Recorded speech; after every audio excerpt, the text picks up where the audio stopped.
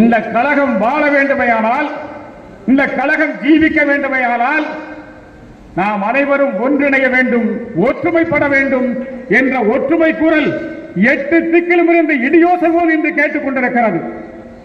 இன்றைக்கு தமிழகத்தின் அனைத்து பகுதியில் இருந்தும் ஒற்றுமை குரல் ஒலித்துக் கொண்டிருக்கிறது. பைந்தமிழ்நாட்டில் ஒற்றை விரல் காட்டும் அண்ணாவின் புகழ் கொடி மட்டும்தான் தலைக்க வேண்டும் என்ற எண்ணம் கொண்ட உங்கள் தொண்டன் ஒருவன் உங்கள் முன்னால் என்று பேசிக் கொண்டிருக்கிறேன். ஒற்றுமைக்கு உறைவிடமாக இருந்த நமது கழகத்தில் சில கருங்காலிகளால் பகைமை உணர்ச்சிக்கு அடையாளமாக மாறி போனதன் காரணமாக இந்த கட்சியின் வாரத்து வெண்ணிலமாக இருந்த ஐயா ஓபிஎஸ், நட்சத்திரங்களாக இருந்த அண்ணன் வைத்திலிங்கம், அண்ணன் மனோஜ் பாண்டியன், இப்படிப்பட்டவர்கள் எல்லாம் வெளியேற்றப்பட்டார்கள். என்று அவர்கள் வெளியேற்றப்பட்டார்களோ அன்று முதல் இந்த கழகத்தை இருள் கவ தொடங்கிவிட்டது. தொண்டர்கள் துவண்டு போனார்கள். தோல்வி தொடர்ந்து கொண்டே இருக்கிறது. இது மாறாதா? இந்த கழகக்காரர்களுடைய குணம் மாறாதா? என்றாவது ஒரு நாள் கட்சி இணையாதா? வெற்றி தேவதை அதிமுகவின் படிக்கட்டுகளிலே கொண்டு வந்து வெற்றி மாலையை அணிவிக்க மாட்டாளா என்று ஏங்கிய தொண்டர்களுக்கு ஏமாற்றம் தான் மிஞ்சியது. நடந்து முடிந்த நாடாளுமன்ற தேர்தல் கழகத்தையே புரட்டி போட்டுவிட்டது. தொண்டர்களின் இதயத்தையே இயங்க விடாமல் செய்துவிட்டது.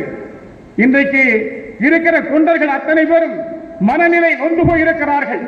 இந்த உணர்ந்த ஐயா ஓபிஎஸ் அவர்கள், கழகத்தின் தலைமையான நமது அம்மா அவர்கள் மறைந்த போது இந்த கழகத்தின் காவலாக இருந்தவர், தொண்டர்களின் நம்பிக்கை நட்சத்திரமாக இருந்த ஐயா ஓபிஎஸ் அவர்கள் தொண்டர்களின் ஆழமான அந்த ஆதங்கத்தை புரிந்து கொண்டு இனி ஒரு தேர்தலுக்கு இந்த கட்சி அக்கினி பரீட்சைக்கு தயாராக இல்லை, இந்த தொண்டன் தோல்விகளை சுமக்கிற தோல் வலிமை இல்லை என்பதை உணர்ந்து ஐயா ஓபிஎஸ் அவர்கள் பேரறிஞர் அண்ணா சொன்னதை போல மறப்போம், மன்னிப்போம், வாருங்கள், நான் எதை வேண்டுமானாலும் இழக்க தயாராக இருக்கிறேன், பட்டம், பதவி, புகழ், வெளிச்சம் எதை வேண்டுமானாலும் இழக்க தயாராக இருக்கிறேன், இந்த இயக்கத்திற்காக எதை வேண்டுமானாலும் இழக்க தயாராக இருக்கிறேன், ஆனால் இந்த இயக்கத்தை மட்டும் நான் இழக்க மாட்டேன் என்பதை ஆணித்தரமாக சொல்லியிருக்கிறார். ஆனால் எதிர்முனையில் இருக்கிற எடப்பாடி பழனிசாமி அவர்கள், சுயநலமே உருவான எடப்பாடி பழனிசாமி, பதவி பேராசை பிடித்த பெரும் பூதம் எடப்பாடி பழனிசாமி, இவர்களுக்கு இடம் கொடுத்து விட்டால் எங்கே நம் இருப்பிடத்திற்கு ஆபத்து வந்து விடுமோ என்ற அச்சத்தில், இவர்களோடு பதவியை பகிர்ந்து கொண்டால் எங்கே நம் தோல் மீது இருக்கிற பட்டயத்தை பறித்து விடுவார்களோ என்ற பயத்தில் பித்து பிடித்தவரை போல, மனநோயாளியை போல உளறிக் கொண்டிருக்கிறார். ஆனால் காலம் சில பாடங்களை கற்றுத்தரும், காலம் சில பாடங்களை கற்றுத்தரும். அதை எல்லோரும் உணரும் தருணம் வரும். ஐயா ஓபிஎஸ் அவர்களையும் அண்ணன் வைத்திலிங்கம் போன்றவர்களையும் யாரெல்லாம் இந்த கட்சியை விட்டு நீக்கும் போது வேடிக்கை பார்த்துக் கொண்டிருந்தார்களோ அவர்களே போய் எடப்பாடியை சந்திக்க வேண்டிய ஒரு நிலை ஏற்பட்டது. ஏன் ஏற்பட்டது? அதிமுக என்ற வெற்றி தேர், வெற்றி கொடி கட்டி வீதிகளிலே வலம் வருகிற அதிமுக என்ற வெற்றி தேர் இன்றைக்கு முடங்கி கிடக்கிறதே. ஏன் முடங்கி கிடக்கிறது? அது ஐயா ஓபிஎஸ் என்ற அச்சாணி இல்லாமல் தான் முடங்கி கிடக்கிறது என்பதை உணர்ந்து எடப்பாடிக்கு எச்சரிக்கை மணி அடித்திருக்கிறார்கள். எடப்பாடி அவர்களே, நாம் ஒன்றிணைந்து உறவுகளை புதுப்பித்துக் கொண்டு ஒற்றுமையோடு இருக்கிறோம், நாம் பலத்தோடு இருக்கிறோம் என்ற பார்வை மக்கள் மத்தியில் எழுந்தால் மட்டும்தான் நமக்கான பிம்பம் உயரும், எதிரிகளின் பிம்பம் உடைபடும். அது மட்டும்தான் நம்முடைய உயர்வுக்கு பாதையாக இருக்கும், நம் வெற்றிக்கு பாலமாக இருக்கும் என்று சொல்லி எடப்பாடியிடத்தை அவர்கள் எச்சரிக்கை மணி அடித்து அவர்களுக்கு தெரிந்த அனுபவ மொழியிலே எடப்பாடியிடத்திலே சொல்லியிருக்கிறார்கள். சொன்னது யார் இடத்திலே? எடப்பாடி இடத்திலே. எடப்பாடி அல்லவா?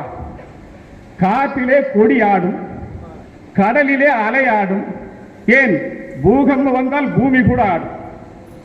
எடப்பாடி இதற்கெல்லாம் ஆடுவாரா? பாலைவனத்திலே போய் மாலை கட்டுவதற்கு மலர் தேட முடியுமா? கல்லிலே பால் சுரந்தாலும் சுரக்கும், எடப்பாடி மனதிலே ஈரம் சுரக்குமா? சுரக்கவில்லை. நமக்கு தெரியும். ஏனென்றால் இயற்கை குணங்கள் ஏதுமற்ற இதயத்தை படைத்தவர் எடப்பாடி பழனிசாமி. அப்படிப்பட்ட எடப்பாடி பழனிசாமி அவருக்கு நெருக்கடிகள் அதிகரிக்கிற போது, மன அழுத்தம் ஏற்படுகிற போது, அந்த எடப்பாடி பழனிசாமி நல்ல ஒரு அரசியல்வாதியாக, பொதுநல அரசியல்வாதியாக இருந்திருந்தால் அவர் தன் அறிவுக்கு வேலை கொடுத்திருப்பார், என்ன செய்யலாம் என்று ஆலோசனை செய்திருப்பார்.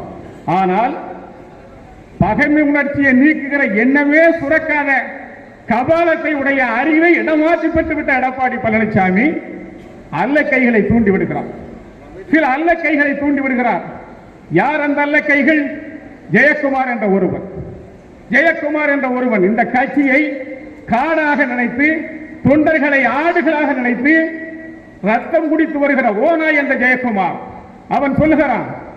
அவன் நாள்தோறும் அறிக்கைகளை விடுத்து ஐயா அவர்களை தரம் தாழ்ந்து பேசி வருகிறான்.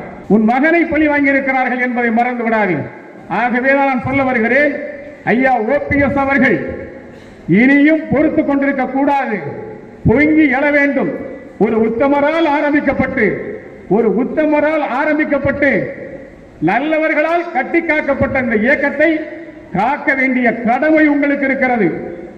இந்த இயக்கத்தில் வஞ்சகரும் கொடியவர்களும் ஆடுகிற யுத்ததாண்டவத்திற்கு முடிவு கட்ட வேண்டிய கடமை, பொறுப்பு உங்களுக்கு இருக்கிறது. இந்த இயக்கத்தில் கட்சியின் மீது பற்றும் தலைமையின் மீது பாசமும் கொண்ட லட்சக்கணக்கான தொண்டர்கள் உங்கள் மத்தியிலே உங்கள் பின்னால் அணிவகுத்திருக்கிறார்கள். தர்மத்தின் நாயகனே, தலைவாசல் காவலனாக இன்று காத்துக் கொண்டிருக்கிற ஐயா ஓபிஎஸ் அவர்களே, அறிவென்னும் பேராலயத்தை ஏந்தி சமர்க்களம் செல்லுங்கள். அவர்களின் ரத்தத்தின் மீதுதான் அதிமுகவின் வெற்றியை படைக்க முடியும் என்று சொன்னால் அதற்கும் தயாராகுங்கள். அது மட்டுமல்ல, அஸ்தினாபுரம் காப்பதற்கு அர்ஜுனனின் மகன் அரவானை பலியிட்டால் தான் காக்க முடியும் என்ற நிலைமை வருகிற போது எப்படி பாண்டவர்கள் அரவானை பலியிட்டு அஸ்தினாபுரத்தை காத்தார்களோ அதை போல எடப்பாடி பழனிசாமியினுடைய பிணத்தின் மீதுதான் அதிமுகவினுடைய வெற்றி வரலாறு எழுதப்பட வேண்டுமானால் அதற்கும் தயாராகுங்கள். உங்கள் பட்டியலே லட்சக்கணக்கான தொண்டர்கள் பின்னணியில் இருக்கிறார்கள் என்பதை நீங்கள் மறந்துவிட வேண்டாம். இந்த கட்சி எடப்பாடி பழனிசாமிக்கு சொந்தமானதல்ல, உங்களுக்கும் எனக்கும் சொந்தமானது, நம் சந்ததிக்கு சொந்தமானது. இந்த கட்சியை 1000 ஆண்டுகள் வாழும் என்று தங்க தலைவன் புரட்சி தலைவன் சொல்லியிருக்கிறான். 1000 ஆண்டுகள் என்பது அதிமுக சங்கரர் சூரியர் காலம் வரை வாழ வேண்டிய கட்சி. இந்த கட்சியை வார்த்தெடுப்பதற்கு நாம் அனைவரும் இந்த நேரத்திலே சங்கல்பம் செய்ய வேண்டும். வெற்றியை ஈட்டி தருவோம் என்று ஐயா ஓபிஎஸ் அவர்கள் பின்னால் நிற்பதை நாம் பெருமைப்பட வேண்டும் என்று சொல்லி வாய்ப்புக்கு நன்றி கூறி விடைபெறுகிறேன். நன்றி, வணக்கம்.